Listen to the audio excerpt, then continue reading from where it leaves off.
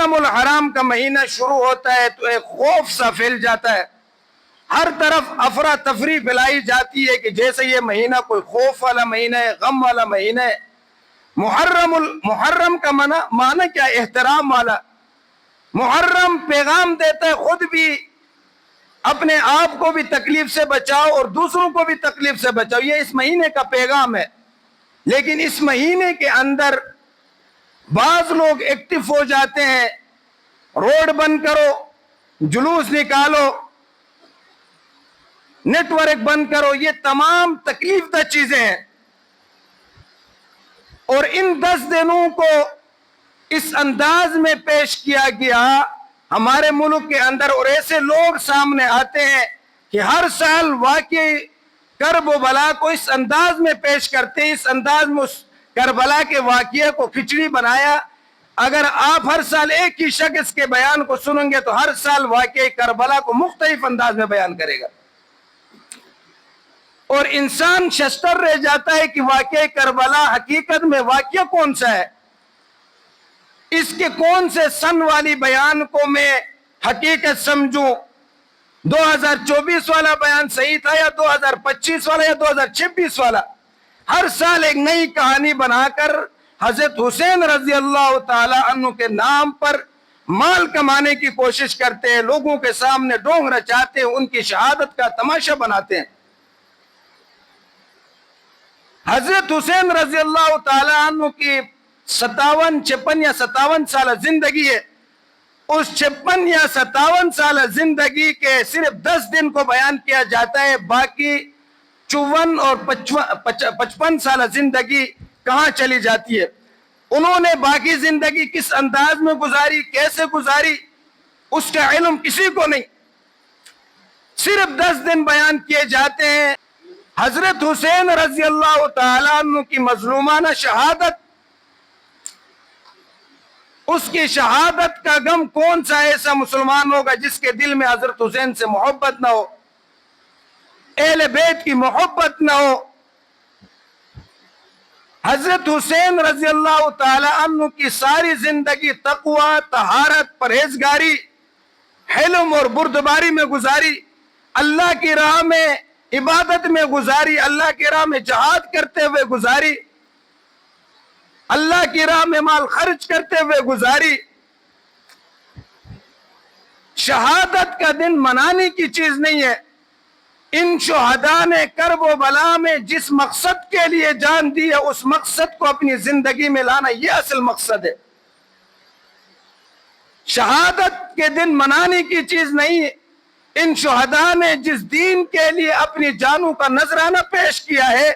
اس دین کو اپنی زندگی میں لانا، یہ اصل مقصد ہے۔ حضرت حسین رضی اللہ تعالیٰ عنہ کا مقصد حیات ساری زندگی رسول اللہ صلی اللہ علیہ وسلم کی اطاعت میں گزری۔ رسول اللہ صلی اللہ علیہ وسلم حضرت حسن و حسین سے اس انداز میں محبت فرماتے تھے، حدیث میں آتا ہے کہ حضرت حسین رضی اللہ تعالیٰ عنہ بچپن میں چھوٹے بچے تھے، حضور اکرم صلی اللہ علیہ وسلم خطبہ ارشاد فرما رہے ہیں، حسن و حسین آتے ہیں، حضور صلی اللہ علیہ وسلم منبر میں تشریف فرمائے، دونوں کو اٹھا کر اپنی گود میں رکھتے، کچھ وقت لوگوں کے ساتھ مخاطب ہوتے، کچھ وقت حسن و حسین کے ساتھ مخاطب ہوتے، اور فرمایا کہ یہ میرا بیٹا حسن اصلی سردار ہے، یہ مسلمانوں کے 2 گروہوں کے درمیان صلح کروائے گا۔ اس وقت 2 مسلمانوں کے گروہ جنگ کی حالت میں ہوں گے، ایک دوسروں کو شہید کر چکے ہوں گے۔ یہ اس جنگ کی طرف رسول اللہ صلی اللہ علیہ وسلم کا اشارہ تھا جو حضرت امیر معاویہ رضی اللہ تعالی عنہ اور امیر المؤمنین شیر خدا حضرت علی المرتضیٰ کے درمیان لڑی گئی، اور ہوا اسی طرح کہ حسن رضی اللہ تعالی عنہ نے ان دونوں کے درمیان صلح کی، حضرت امیر معاویہ کو بلا کر اپنے باپ کے منبر پہ بٹھا کر ان کے ہاتھ پہ بیعت کر کے حکومت ان کے سپرد کر دی۔ دوسری حدیث ہے رسول اللہ صلی اللہ علیہ نماز کی حالت میں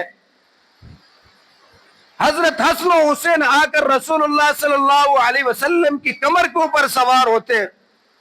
جس طرح عام ہمارے گھروں میں بچے کرتے، جب گھر میں نماز پڑھی جاتی تو چھوٹے بچے آ کر سوار ہو جاتے کمر پر، رسول اللہ صلی اللہ علیہ وسلم ان کی وجہ سے سجدہ لمبا کرتے ہیں، سلام پھیرنے کے بعد فرماتے صحابہ کرام سے مخاطب ہو کر کہ ان کو کچھ نہ کہو، یہ میرے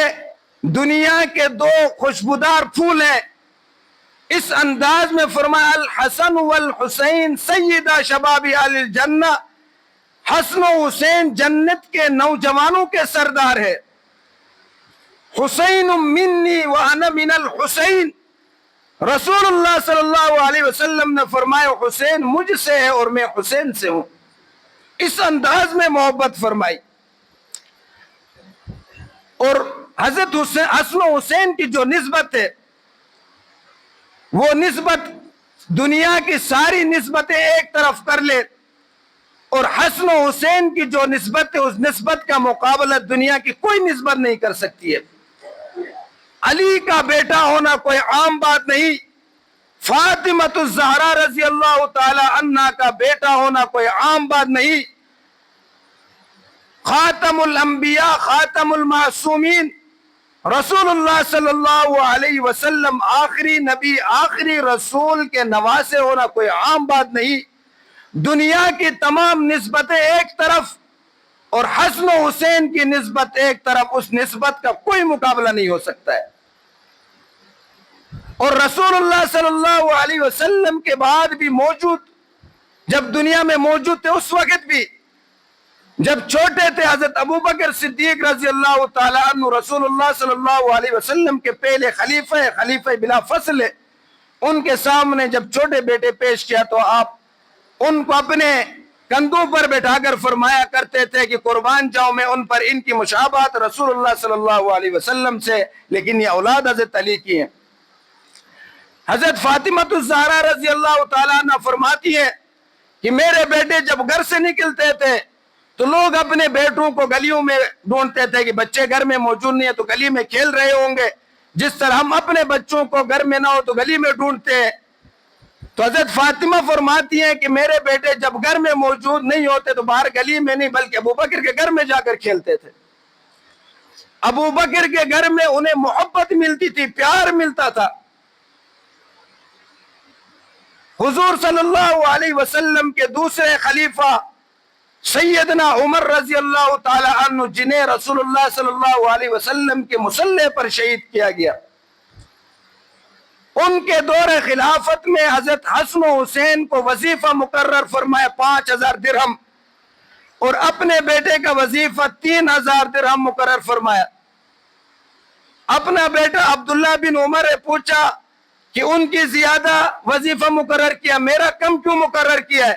حضرت عمر رضی اللہ تعالیٰ نے فرمایا کہ جو مقام حسن و حسین کا ہے وہ حضور صلی اللہ علیہ وسلم کے نواسے فاطمہ کے بیٹے ہیں، تیرا وہ مقام نہیں جو حسن و حسین کا ہے۔ ایک موقع پر حضرت عمر رضی اللہ تعالیٰ عنہ کسی میٹنگ میں مصروف ہے، ان کے بیٹے حضرت عبداللہ بن عمر آتے ہیں ملاقات کے لیے، تو اپنے بیٹے کو ٹائم نہیں دیتے کہ میں مصروف ہوں، آپ دروازے پر کھڑے ہو جاؤ۔ کچھ ہی دیر میں حضرت حسین رضی اللہ تعالیٰ عنہ بھی ملاقات کے لیے آتے ہیں، پوچھتے ہیں عمر موجود ہے؟ کہا کہ اندر مصروف ہے، میٹنگ میں بیٹھے ہوئے ہیں، اگر آپ جانا چاہیں تو آپ جا سکتے ہیں، مجھے تو اجازت نہیں ہے۔ جب حضرت حسین رضی اللہ تعالیٰ عنہ نے سنا تو کہا کہ چلو میں بعد میں ملاقات کر لوں گا مسجد میں، واپس لوٹ گئے۔ حضرت عمر رضی اللہ تعالیٰ عنہ فارغ ہو کر باہر نکلے، پوچھا کہ کوئی آیا تو نہیں؟ عبداللہ بن عمر نے کہا کہ حضرت حسین ابن علی رضی اللہ تعالیٰ عنہ آئے تھے اور واپس چلے گئے آپ کی مصروفیت کا سن کر۔ تو حضرت عمر رضی اللہ تعالیٰ نے فرمایا عبداللہ بن عمر آپ کے لیے آپ کی ماں روئے،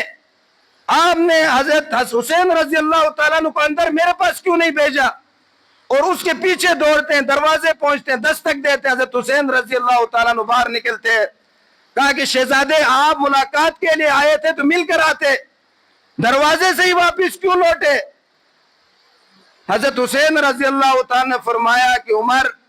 اگر آپ کے بیٹے کو اجازت نہیں تھی تو میں تو علی کا بیٹا ہوں۔ تو حضرت عمر رضی اللہ تعالیٰ نے دھاڑے مار کے روئے، فرمایا کہ حسین یہ جو آج عمر کا روپ اور دبدبہ اور عمر کے نام کی گونج ہے، یہ آپ کے نانا کی صدقے کی وجہ سے مجھے یہ روپ اور دبدبہ ملا، یہ مقام اور مرتبہ ملا ہے۔ میرے بیٹے کے لیے قانون ہے، علی کے بیٹے کے لیے قانون نہیں بنایا میں نے۔ یہ محبت، یہ احترام تھا صحابہ کرام کا حضرت حسین کے ساتھ، اہل بیت کے ساتھ، اور پھر اہل بیت نے صحابہ کے ساتھ جو احترام اور محبت کا رشتہ رکھا۔ لوگ کہتے ہیں بنو امیہ اہل بیت کے دشمن تھے، لیکن حضرت عثمان غنی رضی اللہ تعالیٰ عنہ کا جب محاصرہ کیا گیا تو حضرت علی نے دونوں بیٹوں کو دروازے میں چوکیداری کے لیے رکھا کہ کوئی حضرت عثمان غنی رضی اللہ تعالیٰ عنہ کو نقصان نہ پہنچائے، اور اس دوران حضرت حسن و حسین زخمی بھی ہوئے۔ تو ہمیں یہ محرم کا جو مہینہ ہے، احترام والا مہینہ ہے۔ حضرت حسین رضی اللہ تعالیٰ عنہ کی ساری زندگی لوگوں نے پس پش ڈال کر صرف 10 دن کا تذکرہ کیا، شہادت مقام اور مرتبہ اسے غم میں تبدیل کرنے کی کوشش کی۔ حضرت عمر رضی اللہ تعالیٰ عنہ اس شہادت کے لیے دعائیں کرتے تھے، اللہم رزقنی شہادتا فی سبیلک، یا اللہ مجھے اپنے راستے میں شہادت کی موت نصیب فرما۔ حضرت خنسہ رضی اللہ تعالیٰ عنہ عورت ہونے کے باوجود اپنے 4 بیٹوں کو نصیحت کرتی ہے کہ کل جب میدان سجے گا، کفار کے ساتھ مسلمان جہاد کے لیے جائیں گے، مقابلہ کریں گے، آپ بھی جہاد میں نکلنا اور کفار کے مقابلے میں لڑتے رہنا یہاں تک کہ تم چاروں شہید ہو جاؤ، اور کل قیامت کے دن میں فخر کر سکوں کہ میں 4 شہید بیٹوں کی ماں ہوں۔ تو حضرت حسین رضی اللہ تعالیٰ عنہ کی شہادت اور مرتبہ اور مقام جو اللہ تبارک و تعالیٰ نے عطا کیا، کسی کا محتاج نہیں،